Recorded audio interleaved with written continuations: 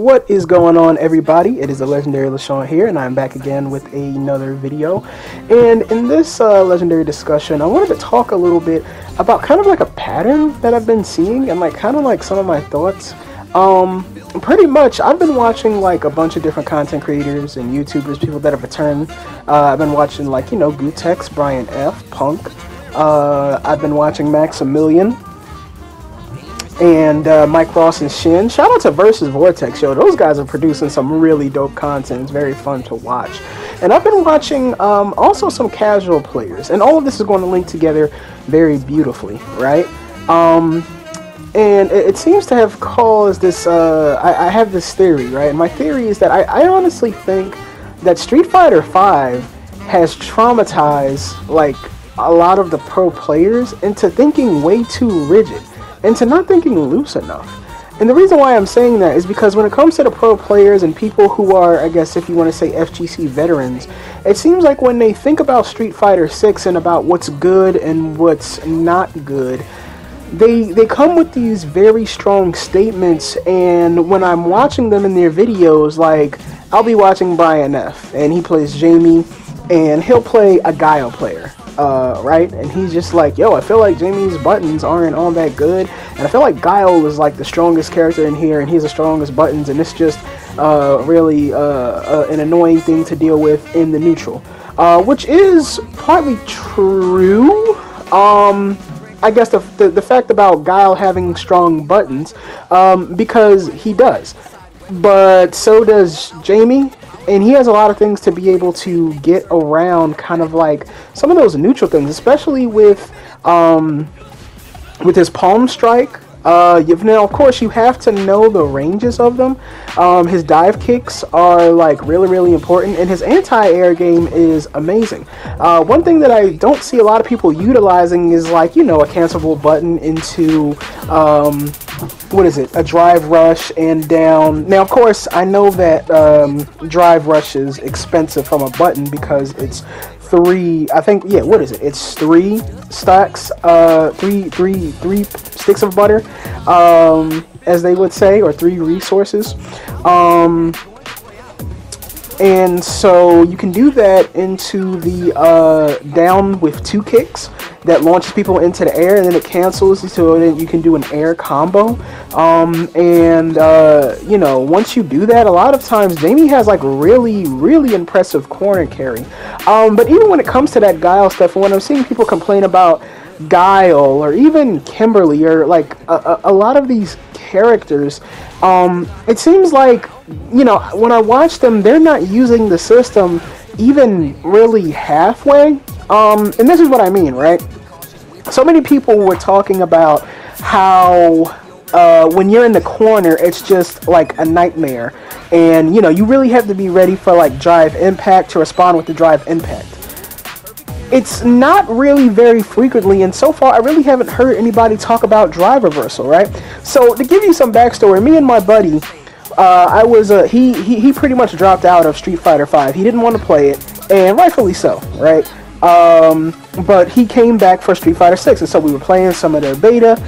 It was the last day, and we just wanted to try some stuff out with the system. So we were trying the drive rush, we were trying the canceling. I was trying to do the perfect parry punish for fireballs, and I couldn't quite get it. The timing for the perfect parry, especially for fireballs, is very, very specific. The timing for perfect parry in general is very, very specific. And in order to do a punish for a fireball, you have to really be ready for it, because you have to hit forward the same time as you do the perfect parry, so that you're able to dash in, because perfect parry stops the game. It's like a pause button, pretty much, almost like with Street Fighter V, how V triggers would create a pause, and then it would pretty much take the turn away from the other person and really give it to you, as long as that player didn't already throw out a button that was going to hit you beforehand, right?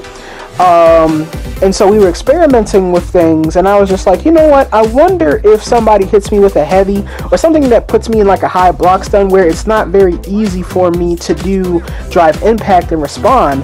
I was like, I wonder if drive reversal, because like nobody's really been using drive reversal all that much. I've been watching a lot of videos and people really aren't using it. If anything, a lot of people that aren't pros that stick to like other games have been using it.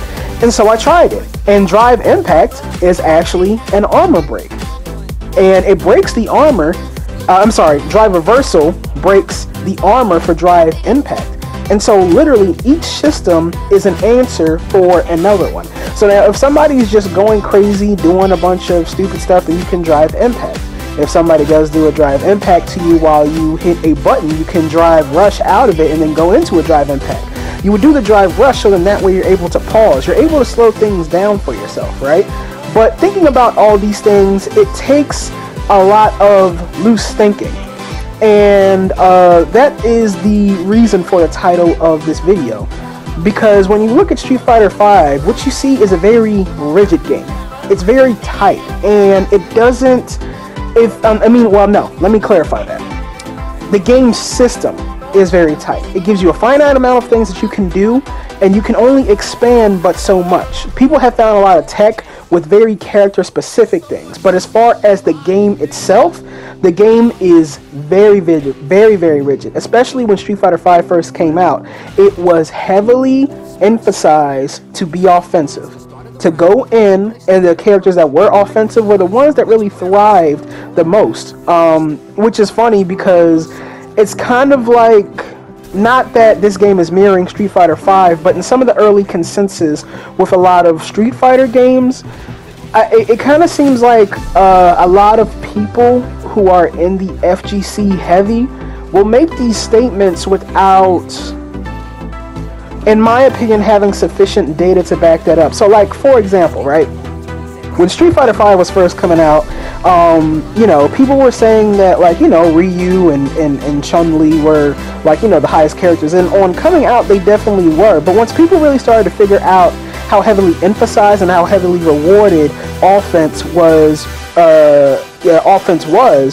then a lot of people started really seeing the strength of Laura. And I'll never forget when K-Brad went up against Wolfkrone, and K-Brad had to admit that when Wolfkrone would set that fireball out, he didn't really know what to do, because when he would try to punish it, he would get punished for it if Wolfkrone was blocking. Because Laura's fireball only dissipates if you actually hit her, but if you don't, then it actually hits you, and then she can get a follow-up combo. With this game is so finely tuned. And what is it? A lot of I've seen people say that like this game is like perfect, and it's not. There's definitely things that I think that need to be changed, even with certain characters. Like, for example, Jamie, the character that I'm going to be playing, his level 2 is way too specific in my case, because after you use a level 2, you get burnt out. So now if you're at level, I have to experiment with that, but I don't know, hopefully if you're at level 4, you can stay at level 4, and then you just get more of your drive meter back. But now, if you use that before you get to level 4, then once the super is done, you cannot, or you have to start over again. You don't go back to whatever drink level you was at before, you have to start over. And essentially, it makes logical sense, because it's kind of like you're burning out your body because of all of the alcohol. Well, it's not alcohol, it's a, what did he say? A chi releasing energy drink or whatever else. But the point is that your body is burnt out because of how much you drunk at one time. And so that makes logical sense, right? But in a gameplay stance, why would I want to do that? If I'm at 3 drinks, why would I want to risk going to 4, maybe getting some extra damage, unlocking all of those moves, just to go back and start again if I can't finish out that round? If I can't finish out that round while I have that super active, well, now I have to go back to square one, which is trash, right? So there are things that definitely need to be tweaked, in my opinion. But what I will say is that I think that the game system itself is actually, like, pretty darn near perfect. I mean, there's a lot of checks and balances that don't just apply to the game, with, like, things like drive impact, dealing with, a lot of random buttons and special moves and the OD and, drive reversal being an answer to like block strings into drive impact and drive parry being an answer to like, multiple things. In addition, it also is something that is perfect to help characters that are weak in a certain area, right? So even like going back to that Guile situation, I would watch somebody like Brian F play, and while he was talking about how strong Guile is, I'm watching Guile and I'm like, these aren't true block strings. Some of them can be frame traps if you try to press like a normal button or whatever, but I'm like, have you tried drive reversal? He didn't do a single drive reversal. Did you try to drive parry in the middle of this fake block string? No, none of that, right? Because people are so polarized, I think, by how powerful drive impact is, and I think that Street Fighter V has a lot to do with that, because Street Fighter V really gets you thinking in one way. Another thing that I heard was, it never makes sense to go into burnout at the start of the match. Like, that's going to be horrible. That's not going to be a good thing. And when people say stuff like that, I'm like, no, it's horrible for you. You can't do that, or you should not do that. But if Daigo, Bonchan, who else? I don't know, Sako, even an infiltration, whatever, right? If any of these people want to cash out at the beginning of the round, and we've seen Ryu do 60%, we've seen 50% damage combos, and if Ryu has his engine charge, you're losing a whole stack, a whole chunk of health. And when this game comes out, you're talking about characters like Zangief and Blanca and all this other stuff. So now, if I want to really make you feel the pressure, why are you saying to people that, oh, this is not going to be good? This is not going to work? Says who?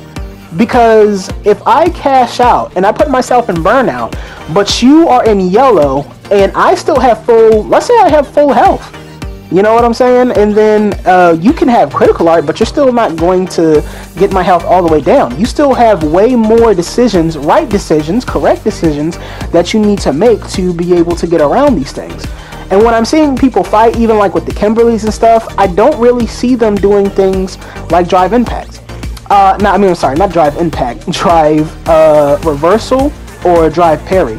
Another thing that I heard, which was really weird to me, hearing it from somebody like Gutex was just like, yo, I was watching his stream, and somebody said in the stream, waking up with drive parry is a good option. He was like, a good option, and he was like, I don't know about waking up with drive parry. And if you just take a step back and look at the surface area, sure, it makes sense because of the danger of the punish counter, and if you're facing off against a Zangief, you're losing your drive bar and you're also losing a lot of health, sure, but it's really weird to hear that from somebody who, from what I know about Gutex, like, was heavily into Third Strike, and was like a Urian main and stuff like that.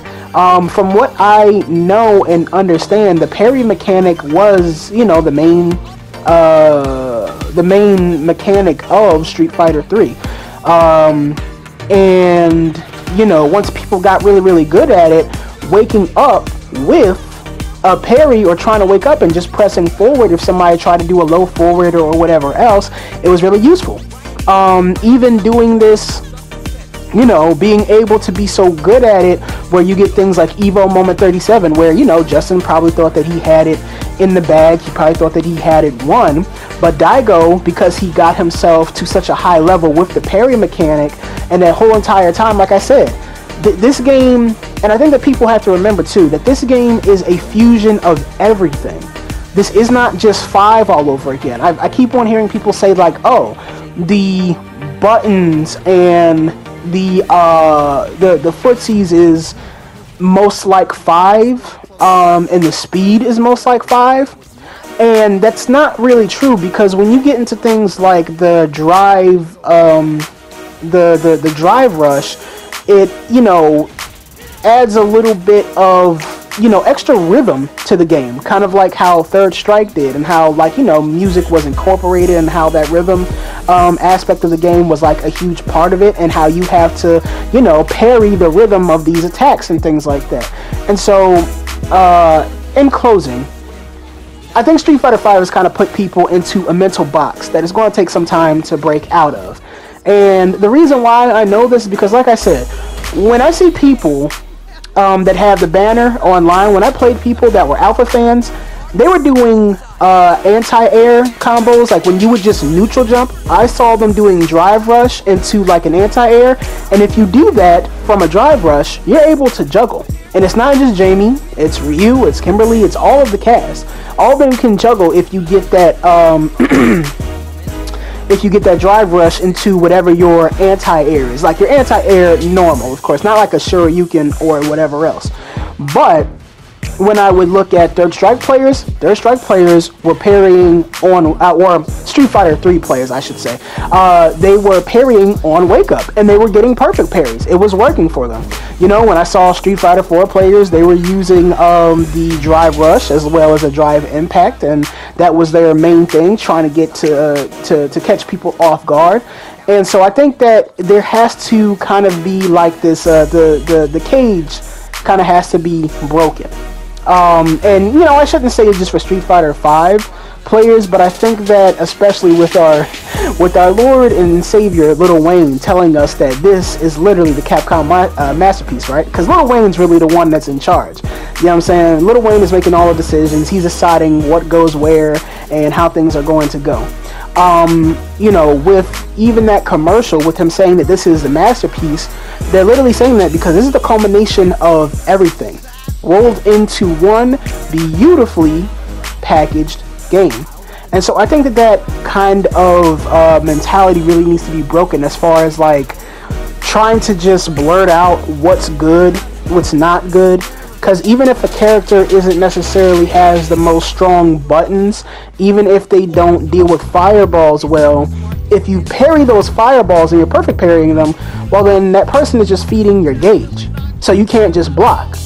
If your buttons aren't the best, are you using drive rush to get in? If somebody's throwing out a button and then they whiff, are you trying to punish that with a drive rush into a light or a medium? Because that is probably going to be the new way that you whiff punish. Not just through a button, but actually through drive rush. Because again, drive rush causes the game to pause for a second, where you're able to get something from that. And so I think that there's a lot for people to think about, and I think that they kind of have to break out of their box. But we will see. Once this game comes out, there's going to be a lot of work to do. There's going to be a lot of people that are going to be coming from that crack beta, and they're probably going to have, like, you know, a lot of different tech, but they're not going to have the understanding how to deal with certain matchups, because Zangief isn't in there yet, Dawson's not in there yet, Marissa, you know, Cammy, all of these characters, they're not in there yet, so they're going to have to deal with that. So it's going to be a new thing for everybody, and everybody pretty much has to figure out how they want to play. But that's pretty much going to do it for this video. What did you guys think of this video? Do you guys think, if you are a Street Fighter 5, excuse me, player, that Street Fighter 5 kind of puts you into a mental box? Is there a certain way that you are thinking about this game? Are you going to be using all the drive mechanics, or are you going to just stick to one in particular? Comment all of those different things below. Also leave a like on the video and subscribe to the channel for more Street Fighter and fighting game content. I'll be coming out with content on a weekly basis, and also hit the bell notification so that you get notified when these things come out. Also share the video with all of your FGC friends and all the people that play fighting games, and thank you for watching, and I'll see you guys later.